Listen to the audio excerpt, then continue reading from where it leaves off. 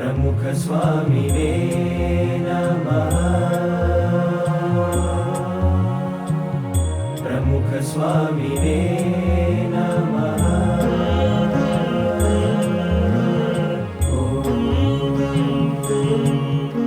આ ભગવાનનો ચાંદલો કરવો, માળા કરવી, પ્રાર્થના કરવી, મંદિરમાં આવું, સત્સંગ કરવો, એમાં શરમ શું? એમાં શા માટે શરમાવું જોઈએ? આપણે એ વસ્તુ છે ને, આપણે જો એ હોય તો બજારમાં જઈએ તો પણ આપણને એમ થાય કે આપણાથી ખોટું થાય નહીં, આપણાથી ખરાબ થાય નહીં. એક ભગવાનનું બળ રહે આપણને. ભગવાનની અંદર આપણે જો આવું કરતા હોય તો એનાથી આપણને એક અટકાવનાર ધર્મ છે આપણો. સત્સંગ છે આપણને ખોટું કરતાં, ખરાબ કરતાં અટકાવે. પણ જો સત્સંગને એને બધું ના જાણતા હોય તો તરત થઈ જાય. એટલે બહાર જતાં બી આપણને શરમ આવે કે ભાઈ બધા કહે છે, ઓ તું તિલક ચાંદલાવાળો અહીં ક્યાંથી આવ્યો, સિનેમામાં ક્યાંથી આવ્યો, બારમાં ક્યાંથી આવ્યો, એમાં ક્યાંથી આવ્યો. પણ પછી આપણે જવું હોય તો ભૂસી નાખીને જઈએ. એટલે ભાઈ ભૂસે શું કરવા? ત્યાં આગળ પેલી સાસુએ ચાંદલો કર્યો તો 3 દાડા સુધી રાખ્યો, ભૂસ્યો જ નહીં. ત્યાં તો બસ, કારણ કે કન્યા ઉપાડવી હતી ને એમ બદલે. એટલે આ બધી વસ્તુ જો આપણે ભગવાન રાજી કરવા હોય તો પછી ભૂસવાનું શું કરવા? એમાં કેમ ખોટું કરીએ? આપણે એ ખોટામાં જતા હોય, અટકાવે સારું કહ્યું. ભગવાન એને પ્રેરણા કરીને આપણને અટકાવે ત્યારે આવી વસ્તુ જો આપણે બરાબર રાખી હોય તો કોઈ જાતનો વાંધો ના આવે. એટલે કહ્યું છે કે આપણે ભગવાનને રાજી કરવા માટે છે, ભગવાન પ્રસન્ન થાય એને માટેની વસ્તુ છે.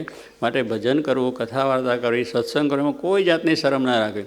નિધડક થઈને કહ્યું કે અમે સ્વામિનારાયણ છીએ, અમે સ્વામિનારાયણ છે, કે અમે હિન્દુ છીએ, એવું કહેવાનું જરાય શરમ ના રાખે. અને આપણને થાય કે હિન્દુ કહેતા શરમ આવે, હિન્દુ થઈ કે હિન્દુ એ ખોટા છે આપણે, આપણને થઈ જાય કંઈ એને આપણે જનક યુરોપિયન બની જઈશું. એટલે ખાવા પીવા એની જોડે ભળી જાવ એટલે બધું થાય. આપણો ધર્મ મૂકી દેવો, સંસ્કાર મૂકી દેવો, ખાવાનું મૂકી દેવું, પહેરવેશ મૂકી દેવું, ભાષા મૂકી દેવી.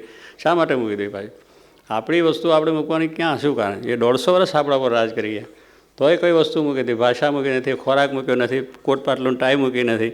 અને આપણે તો અહીંયા તરત ફરી ગયું, ગાડું ફરી ગયું, આપણે યુરોપિયન થઈ જાય જલ્દી બધા. માટે આપણે ભગવાનના સાચા ભક્ત એ રહેવું છે, એ કરવું બસ. એમાં કોઈ જાતનો વાંધો ના આવે. એટલે આપણો એનો કેફ રાખો કે આપણે એને કહેવું કે આ અમે હિન્દુ અને અમારા ધર્મ છે, સ્વામિનારાયણ અમારો ધર્મ છે. આ પ્રમાણે આપણે બોલવા કહેવામાં ચોક કહેવું જોઈએ. એના કોઈને આપણે નિષેધ કરતા નથી. એની રીતે કરતો એમાં આપણે રાજી થવાનું. એના ધર્મને પાળતો હોય, એના વેશ દેશ પ્રમાણે રહેતો હોય, એમાં આપણને શું વાંધો છે? આપણે આપણા દેશ વેશ પ્રમાણે રહીએ, એ એના દેશ વેશ પ્રમાણે. એટલે એની જોડે આપણે કોઈ તકરાર પણ નથી કે એ શું છે. પણ આપણને કોઈક જો કહેતો હોય તો આપણે છાતી કાઢીને કહેવું જોઈએ. એમાં કોઈ જાતની શરમ કે કોઈ જાતનું હોવું ન જોઈએ. ભજન કરતા હોય, એ કરતા હોય તો પણ હોવું જોઈએ. તારે કહેવાનું શું કે આવી રીતે આ જો ભગવાનનું જો થયું હોય અને ભગવાન જો આ મૂર્તિ આપણને હૃદયમાં બેસી ગઈ હોય તો આપણો જે શણગાર કયો, હૈયાનો હાર કયો, આપણી શોભા કયો, આપણી મહત્તા કયો, એ ભગવાનને સન. એ કોઈ સિવાય બીજી મહત્તા દુનિયામાં છે નહીં. એ જે મહત્તાઓ આવી છે એ પણ ચાલી જશે, નાશ પામી જશે. માટે આપણને તો ભગવાન શ્રીજીમાંનો આશરો થયો, જોગી મહારાજ ગુરુ મળ્યા છે.